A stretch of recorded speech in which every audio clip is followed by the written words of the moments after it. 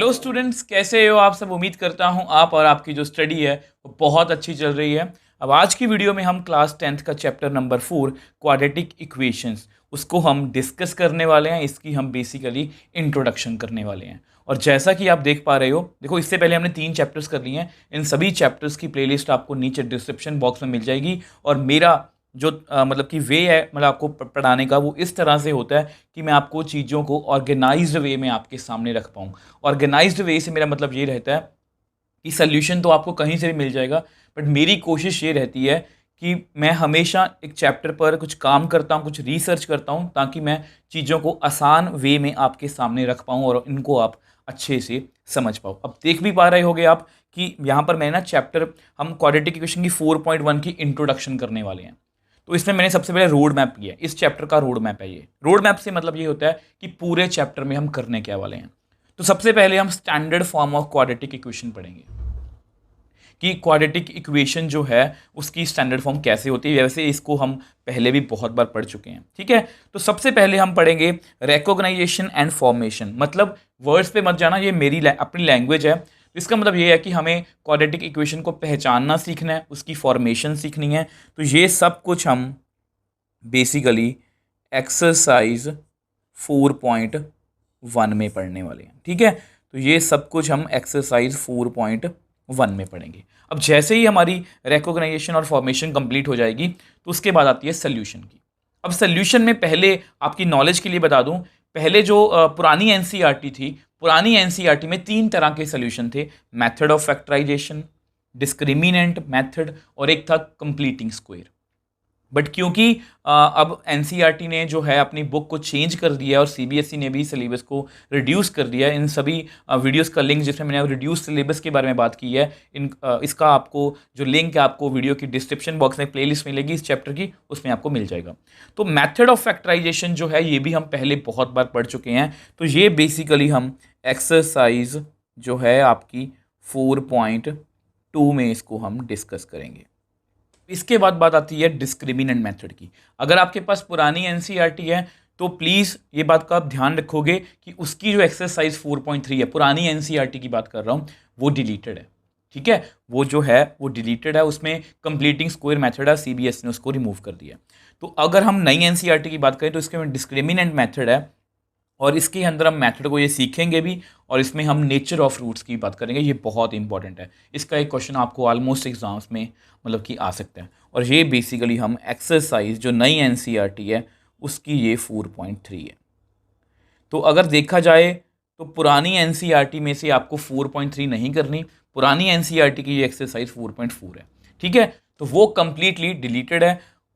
बस हमारे पास 4.1, 4.2 और 4.3 है। तो इस तरह से हमारा जो इसकी चैप्टर की प्रेपरेशन रहने वाली है। तो आज की वीडियो में हम मेनली एक्सरसाइज 4.1 के बारे में ही पढ़ेंगे कि क्वाड्रेटिक इक्वेशन होती क्या है, इसकी स्टैंडर्ड फॉर्म क्या होती है, कुछ चीज़ें आपको पता होंगी। और लास्ट में मैं आपको इसको मतलब कि रिकॉग्नाइजेशन, मतलब इसको पहचानना कैसे है, कौन कौन सी चीज़ें आपको परेशान कर सकती हैं, वो मैं सब कुछ आपको लास्ट तक बताने की कोशिश करूंगा। तो एक अच्छे मन से, एक पॉजिटिव मन से आज की वीडियो को शुरू करते हैं।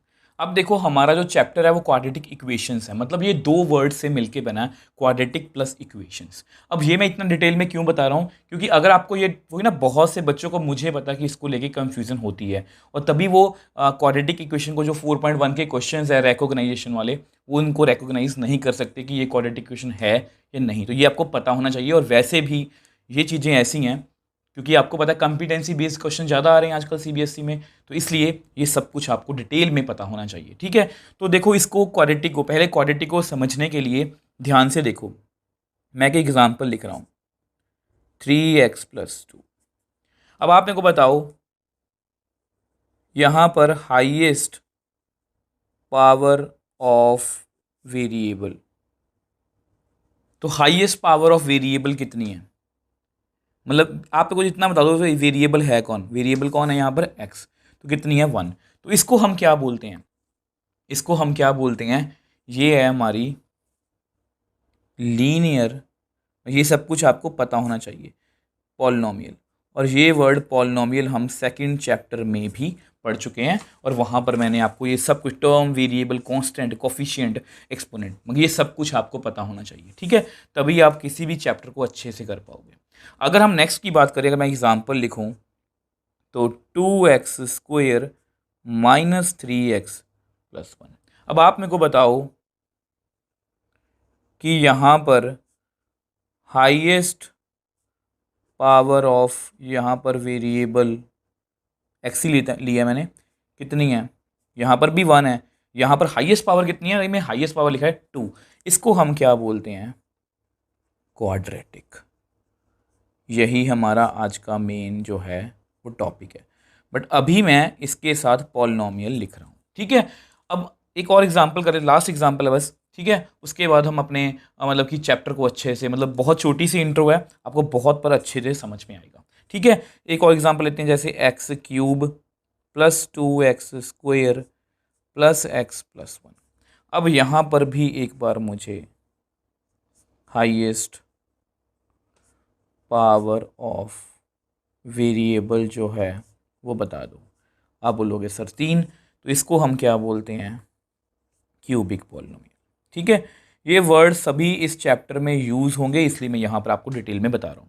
तो ये होगी क्वाड्रेटिक की बात। हम जान गए कि क्वाड्रेटिक किसको बोलते हैं, जब भी हमारी x² होगी तो उसको हम वेरिएबल की पावर 2 होगी, मतलब मैक्सिमम 2 होगी, तो उसको हम क्वाड्रेटिक पॉलिनोमियल बोलेंगे। तो इक्वेशन क्या है वो मैं आपको लिख के बता देता हूँ। अब देखो, ये आपकी इक्वेशन की डेफिनेशन, ये हमें डेफिनेशन याद नहीं करनी, बट ये आपके मन में क्लियर होनी चाहिए। A mathematical statement that shows that two mathematical expressions are equal. जब भी मैथमेटिक्स में कुछ चीज़ें आपस में इक्वल होती हैं तो उनको हम क्या बोलते हैं, इक्वेशन बोलते हैं। जैसे 3x+2 लिखा है मैंने, ये पता क्या है, ये एक एक्सप्रेशन है। ये प्लीज़ आप याद रखोगे, ऐसी बातें आपको कोई नहीं बताएगा, ये एक्सप्रेशन है। और 3x+2 = 0, ये क्या है, एक इक्वेशन है, ठीक है। अब यहाँ पर भी एक बात बता दूँ, कुछ बच्चे इसको भी लेके कंफ्यूज होते हैं कि हमेशा = 0 है। 3x+2 = 4, ये भी एक इक्वेशन है। मतलब बेसिकली इसका मतलब ये होता है कि जब भी मैं दो चीज़ों को इक्वेट कर पाऊँ, जब भी मैं दो चीज़ों को बराबर रख पाऊँ दूसरे के, तो उसको हम इक्वेशन बोलते हैं। और अगर हम इन दोनों वर्ड्स को, अब आप समझ गए हो, ये क्वाड्रेटिक पॉलिनोमियल है, ये इक्वेशन है, अगर हम इन दोनों को कंबाइन कर दें, मतलब जैसे अगर मैं सिंपल सी लैंग्वेज में कहूँ, यहाँ पर मैंने लिखा है 2x² माइनस 3x+1। अगर इसको मैं किसी भी कांस्टेंट के इक्वल रख दूँ या कुछ भी किसी चीज़ के इक्वल रख दूँ, तो ये मतलब उसमें हाईएस्ट पावर अगर 2 होगी तो वो एक क्वाड्रेटिक इक्वेशन बन जाएगी। अब मैं आपको यहाँ पर डेफिनेशन जो है इनको कंबाइन करके लिख के दिखा देता हूँ। अब देखो यहाँ पर मैंने क्या लिखा है, an equation of the form, एक इक्वेशन है जो किस फॉर्म में हो, ax² + bx+c। ये हम पहले पॉलिनोमियल में भी कर चुके हैं, where a b c are real numbers, a not = 0 is called quadratic equation. इस हर एक डेफिनेशन में, देखो डेफिनेशन हमें याद नहीं करनी, पर डेफिनेशन में लिखी गई हर एक बात का अपना अपना मतलब है। A B C real number, मतलब ए बी सी की वैल्यू कुछ भी हो सकती है, ऐसा नहीं है कि यही क्वाड्रेटिक इक्वेशन है। यहाँ पर फ्रैक्शन में नंबर, डेसिमल में नंबर, किसी भी तरह से आ सकते हैं। दूसरी बात, a not = 0। अब ये क्यों लिखा है, देखो ये आपकी क्वाड्रेटिक इक्वेशन की स्टैंडर्ड फॉर्म है, ठीक है, जिसकी मैं रोड मैप में बात की थी। तो अगर a 0 हो जाएगा, मान के चलो a 0 है, तो 0 × x² + bx+c, तो 0 समथिंग 0 होगा, तो मेरे पास कितना बचेगा, कुछ ये बच जाएगा। और ये इसकी हाईएस्ट पावर x की कितनी है, 1, तो ये एक लीनियर इक्वेशन बन जाएगी, जबकि हमें क्वाड्रेटिक चाहिए। तो इसलिए यहाँ पर लिखा रहता है a not = 0। हर एक वर्ड को आपको समझना चाहिए, तभी यही फ़र्क होता है कि एक बच्चे ने डायरेक्टली क्वेश्चन को, फॉर्मूला को क्रैम किया और क्वेश्चंस कर लिए, और एक बच्चे ने बेसिक को अच्छे से किया। और वही बच्चे कॉम्पिटेंसी बेस्ड क्वेश्चंस जो होते हैं, एमसीक्यूज जो होते हैं, वो ज़्यादा अच्छे से परफॉर्म करते हैं। और मेरा मोटिव भी यही है कि आपको सिर्फ सोल्यूशन मेरे देना नहीं है, आपको उसे फील करवाना है। आई होप इसको आप समझ पाई हो। देखो इसमें एक्सरसाइज में हमें ज़्यादा कुछ नहीं करना। अब मैं आपको 2 टिप्स एंड ट्रिक्स बताने वाला हूँ, मतलब आपको एक थॉट प्रोसेस देने वाला हूँ, जिसकी आप हेल्प से किसी भी तरह की क्वाड्रेटिक इक्वेशन होगी, आप उसको रिकॉग्नाइज, मतलब ईजिली पहचान पाओ। अब देखो, अगर हम वीडियो में थोड़ा सा आगे जाएं, तो मैं अब यहाँ पर क्या बताने वाला हूँ आपको कि क्वाड्रेटिक को पहचानना कैसे है। तो उसको पहचानने के लिए मैंने यहाँ पर कुछ स्टेप्स लिखे हैं। देखो, हमेशा से इंट्रोडक्शन से मेरा मतलब ये होता है कि आप अगर कोई भी एक्सरसाइज करने वाले हो, जैसे आप 4.1 करने वाले हो, तो 4.1 में जो भी बेसिक यूज होगा वो आपको आना चाहिए, आपको एक एक बात क्लियर होनी चाहिए।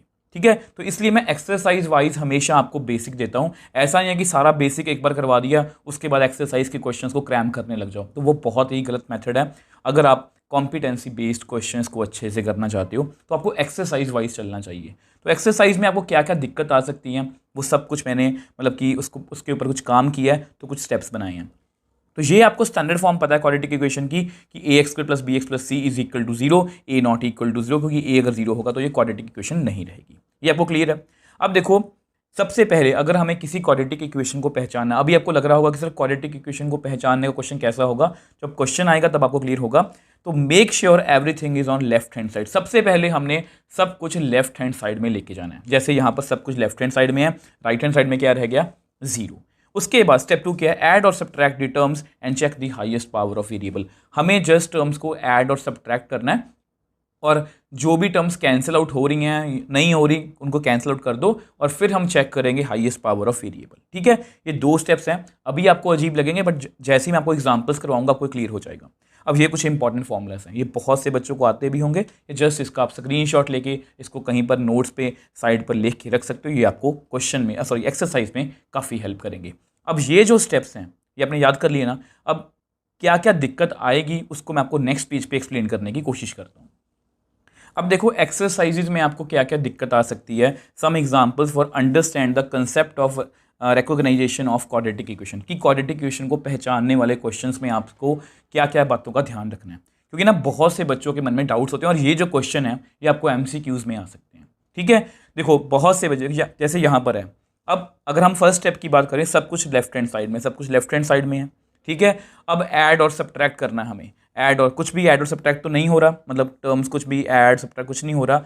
तो यहाँ पर आप मेरे को बताओ हाईएस्ट पावर ऑफ वेरिएबल कितनी है। हाईएस्ट पावर ऑफ वेरिएबल कितनी है यहाँ पर, 2, x की पावर 2। तो ये क्या हुई, यस इट इज क्वाड्रेटिक। अब आपको लग रहा होगा कि क्या फालतू से क्वेश्चन है, ये तो हमें देखते ही पता है, इसमें इतने स्टेप्स बताने की क्या जरूरत है। अब देखो यहाँ पर, अब कुछ बच्चों को इसमें भी कंफ्यूजन होती है। कुछ बच्चे ना इसी को इक्वेशन समझते हैं, वो समझते हैं कि राइट हैंड साइड में सिर्फ जीरो होना चाहिए। मैंने आपको पहले भी बताया था, तो ये भी हो सकता है। तो हमें क्या करना है, सबसे पहले इसको सब कुछ लेफ्ट हैंड साइड में लिखना है। तो X square minus 4x plus 4 minus 2 is equal to 0। तो अगर आप इसको सॉल्व करोगे, जैसे यहाँ पर कॉन्स्टेंट जो है वो कट हो रहा है, तो यहाँ पर मेरे पास इतना बच गया। अब आप मेरे को बताओ हाईएस्ट पावर ऑफ वेरिएबल वो कितनी है, 2। एक्स है ना वेरिएबल, तो उसकी पावर 2 ही है। तो क्या बोलेंगे हम, yes it is quadratic equation. ये भी इजी है, ये भी कुछ खास मुश्किल नहीं था। मैं जस्ट मुझे ये होता है कि आपको कोई दिक्कत ना आए, तो ये भी एक क्वाड्रेटिक इक्वेशन है। अब यहाँ पर कुछ बच्चों को दिक्कत आ सकती है। कुछ बच्चे इसको देखते ही बोलते हैं, पेपर में लिख के आते हैं, MCQ में क्वेश्चन होगा ये क्वाड्रेटिक है या नहीं, या ट्रू फॉल्स में होगा, वो बोलते हैं यस इट इज़ क्वाड्रेटिक, क्योंकि उन्होंने देखा, उन्होंने यही सुना है कि x की पावर अगर 2 है तो वो क्वाड्रेटिक है। बट मैंने क्या क्या बताया आपको, सब कुछ लेफ्ट हैंड साइड में लेके जाओ। X square minus 6x plus 4, इसको भी उधर ले जाओ, माइनस एक्स स्क्वायर, 3 को भी उधर ले जाओ, माइनस 3 इज इक्वल टू 0।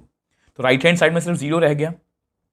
अब ध्यान से देखो, ये terms x square minus x square आपस में कैंसिल आउट हो गए, तो मेरे पास कितना रह गया, minus 6x plus 4 minus 3 is equal to 0, minus 6x plus 1 is equal to 0। अब आप मेरे को बताओ हाईएस्ट पावर कितनी रह गई यहाँ पर, हाईएस्ट पावर ऑफ वेरिएबल आप मेरे को बताओ कितनी रह गई, 1। x की पावर कितनी है, 1। और अगर ये 1 है, no it is not quadratic, it is not quadratic equation. ये कौन सी इक्वेशन है, इट इज लीनियर। आपको पता है ये लीनियर है क्योंकि इसमें x की पावर कितनी है, बड़ी से बड़ी 1। अब सेम वे से अगर इस एग्जांपल की बात करें, अब यहाँ पर कुछ बच्चों को कंफ्यूजन होगी सर ये क्यूबिक है, तो अगर सब कुछ करके देखें X cube plus X square plus 2x plus 1 minus X cube minus 2x minus 2 is equal to 0। अब कुछ टर्म्स यहाँ पर कैंसिल आउट हो रही हैं, जैसे ये वाला क्यूब कैंसिल आउट हो गया, 2x माइनस 2x भी कैंसिल आउट हो रहा है। अब देखो यहाँ पर हमारे पास क्या बच गया, एक्स स्क्वायर प्लस 1 और माइनस 2, बाकी सब कुछ कट हो गया। तो which employs X square minus 1 is equal to 0। 1 minus 2 कितना होगा, -1। अब आप मेरे को बताओ यहाँ पर हाईएस्ट पावर ऑफ वेरिएबल कितनी है, कितनी है 2। जो पहले 3 लग रही थी बट एक्चुअल में वो कितनी है 2। तो देयरफॉर यहां से लिख लो yes it is quadratic equation. तो देखो इस तरह के जो डाउट्स होते हैं ना, ये आपके पहले ही क्लियर होने चाहिए, और हमेशा से मेरा मोटिव यही रहा है कि मैं आपको बेसिक में वो सिखाऊं जो आपको एक्सरसाइज में हेल्प करेगा। अब ये पहले क्यूबिक लग रही थी बट एक्चुअल में ये क्वाड्रेटिक है, ये क्वाड्रेटिक लग रही थी बट एक्चुअल में ये लीनियर है। तो इस तरह की बातों का आपने ध्यान रखना, और ऐसी दिक्कत हमें, ऐसी प्रॉब्लम्स हमें क्वेश्चंस में ना आए, एक्सरसाइज में ना आए, एग्जाम्पल्स में ना आए। तो इसलिए आपने बेसिक को जो है वो हमेशा बहुत ध्यान से करना है। और बिलीव मी, अगर आपने इस तरह से बेसिक को किया ना तो आपको 4.1 क्या 4.1 वो बहुत अच्छे से क्लियर हो जाएगी। और अगर आपने 4.1 को अच्छे से कर लिया तो आपको 4.2 और 4.3 में भी कोई दिक्कत नहीं आएगी। देखो 4.1 में एक तो ये वाले क्वेश्चन है, एक फॉर्मेशन वाले हैं। फॉर्मेशन वाले वैसे हम चैप्टर 3 में कर चुके हैं, जहाँ पर ये कुछ होता था कि एक चीज़ इतने रुपए की है, उस मतलब आप चेक करना 3.2 3.3 के जितने भी स्टेटमेंट वाले क्वेश्चन है वही यहाँ पर फॉर्मेशन वाले हैं। तो उनमें कोई भी दिक्कत नहीं है, उसका कोई बेसिक नहीं है, वो मैं जब क्वेश्चन आएंगे तब आपको बताऊंगा। अदरवाइज इस चैप्टर में और इस एक्सरसाइज में कुछ भी नहीं है। आपको जस्ट ये ध्यान रखना है कि standard form of quadratic equation और ये माइंड मैप आपका, जिसमें मैंने आपको स्टेप्स बताए हैं, और ये फॉर्मूलास। अगर ये सब कुछ आपको क्लियर है तो आपको नेक्स्ट वीडियो में कोई भी दिक्कत नहीं आएगी। अगर आपको फिर भी कोई डाउट, आप मुझे नीचे कमेंट बॉक्स में लिख सकते हो या मुझे इंस्टाग्राम या टेलीग्राम पर मैसेज भेज सकते हो। मैं हमेशा आपका रिप्लाई करने की कोशिश करता हूँ। अगर आपको वीडियो थोड़ी सी भी हेल्पफुल लगी तो वीडियो को लाइक कीजिए, शेयर कीजिए और इस चैनल को सपोर्ट कीजिए।